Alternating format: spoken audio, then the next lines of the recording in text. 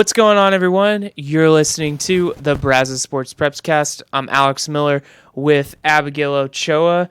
Abigail, we just got done picking our All Brazos Valley baseball and softball teams, which means the sports year is over at the high school level. Isn't that sad?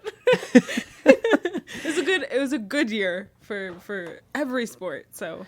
Yeah, lots of deep runs across the board in a bunch of different sports at all levels, too. I mean, seriously, here in Bryan College Station, public and private schools, and even around the area especially. Oh, yeah. The lower classes really killed it this season for sure, if we just kind of look at the volume of it. But, yeah, it was great. Yeah, so just taking a few minutes to look back at the year we had and a bit of farewell as well. So, Abigail, let's jump into it. Yeah. What were some of the highlights of the sports calendar in the Brazos Valley this season? Oh man. Well, so many people went so far. I mean, if we're talking about football, are we going there first? We can start with football. Okay, I mean, because we cover football extensively. We cover all sports, but we really cover football extensively. Yeah, that season is definitely hard on everybody. We're just always busy all the time. There's no time off in there. Yeah. Okay. So football, I would say. I think we're gonna talk about what favorite game. So let's get into that. I guess. Or best game that you saw. Game. Okay. This one's hard because so many good things happened during this football season, and I felt like I witnessed so many good games. But the one that I keep coming back to, we're taking out the state title games obviously because those are pretty right, pretty high up there, high level football kind of being played there. But the one that I keep coming back to is the Consolidated Montgomery game. That one it kept getting crazier as the night went on. Brody got hurt kind of out of nowhere. That kind of happened, and then you get Tyndall McNamara coming in at quarterback, running a Wildcat, and for the rest of the night and coming back and winning it. I mean, Gonzal was down at halftime when Brody went down. It just felt like as the night went on, the game got crazier. And then for Gonzal to win it, it was kind of just like what is going on here? It's like high school football, the best of it. So that's the one that I keep coming back to, I think. Yeah, the Consol season in general was just very much a roller coaster. High highs, some low lows, a third round playoff appearance. Yeah. Made a run at the end. Almost came back and knocked off Crosby. Yeah. Even that Rudder game, we were both at that one. I mean, just to see the two kind of rivals, I guess, kind of come together locally. I mean, that parking lot was crazy. That game was not what we expected, but it was still kind of really cool to see them kind of come together. It was just a lot. Gonzalo had a really good season, I think. Yeah, and then, we've got to acknowledge just the state championship game runs between Franklin, who won, and College Station, who lost by that much. Oh, that's such a good game, right? Oh, my gosh. We were on the edge of our seats on that one. I mean, not our seats. We were standing, but... Our friends at Dave Campbell's, they ranked all the games that were played at the state championships, and they ranked College Station Peyto the best game of the weekend, which I think lives up to that billing. I think so, too. I think Franklin... It was a good game, but it was so much about redemption for Franklin, I think, that, I think everybody was just excited for it to happen. As the game winded down, we knew it was going to be Franklin. But yeah, that College Station game was so good. We were on the edge of our seats. We really didn't know what was going to happen. I mean, it could have gone either way. Mm-hmm. That call kind of made the difference there. But yeah, that was definitely deserved that number one spot for them. And not to mention the two games that led up to that were with the game they beat Denton Ryan there in the region final at McLean Stadium, and then the game against Mansfield Summit was also a really good game as well. To come back and win that. I mean, nobody saw. I think going into that game, you thought, okay, College Station's a favorite. They're gonna win pretty easily. Maybe might give them some trouble, but it'll probably happen. Mansfield Summit, that's their first time being there. I mean. It was a really good game. I think it was 28-21 or something like that. It was the atmosphere after that game was pretty fun to watch, all the players and their families, and College Station's such like a tight knit place. Mm-hmm. So Yeah. that was such a cool thing to witness after the game too. So. One more game that comes to my mind: Rudder when they beat Huntsville to open district play. I mean, were at that one. what a crazy game, a crazy ending. Yeah. Went to overtime.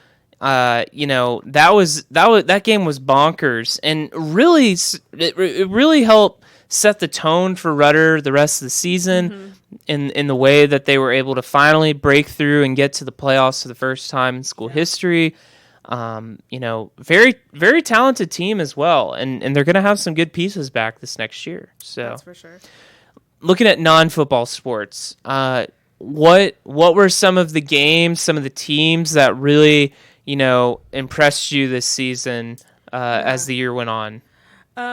Like I said, there were so many like lower classes that I think really, really shined this year. Mumford specifically for me was really fun to watch. Basketball and baseball. Baseball recently, obviously that's at the top of my mind. Right. But basketball too, I think to see them go to state, that semifinal game, personally, I think they should have won that one. I think that was a really, really good game against a really good opponent, but they had a shot there.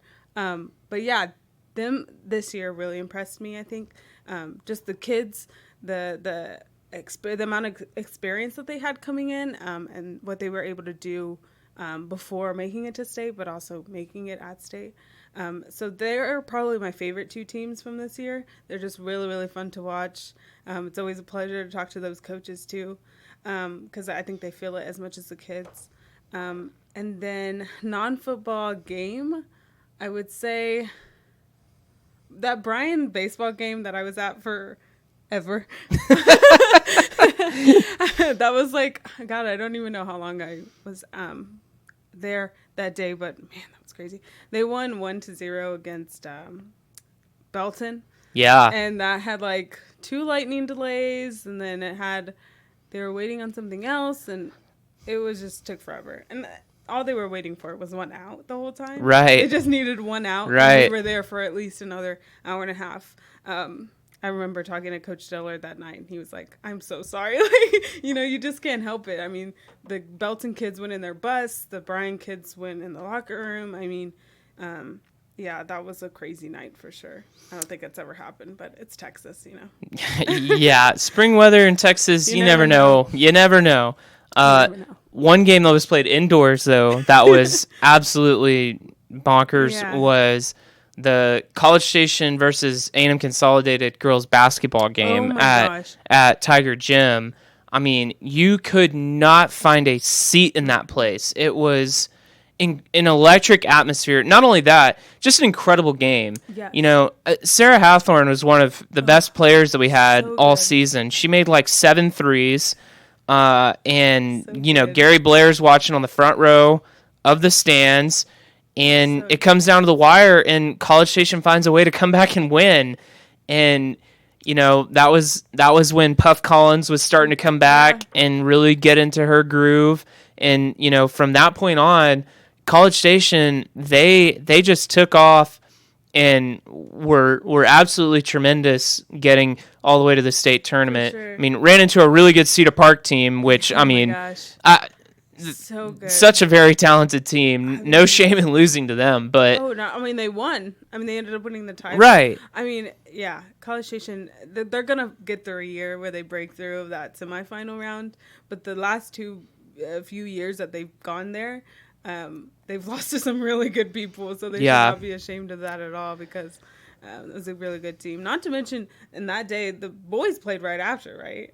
Yeah, Which I love, that double header kind of Consol versus College Station, because they did that earlier in the year. I love that. I think they should keep doing that, because it just brings out so many people. Yeah, the boys' game, not quite as close, but still very entertaining. Yeah. So, So we can't ignore the elephant in the room, though, and but. Abigail, you're going to be leaving us, and we're excited for you, but we're sad to see you go. Can you just tell our listeners where you're headed next? Yeah, well, I'm really sad. I think this week, this is my last like official week here.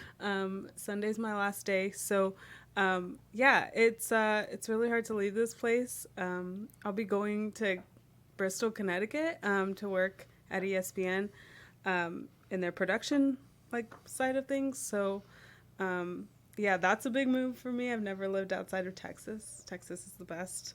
I still say that. But yeah, it's been really fun. Brazos Valley is really, really fun to cover. I'll miss that for sure. And the coaches and the players and everything. So yeah, it'll be hard. Yeah. You've been here, what, almost 3 years now? Almost 3 years, yeah. I got hired like 2 months after I graduated, so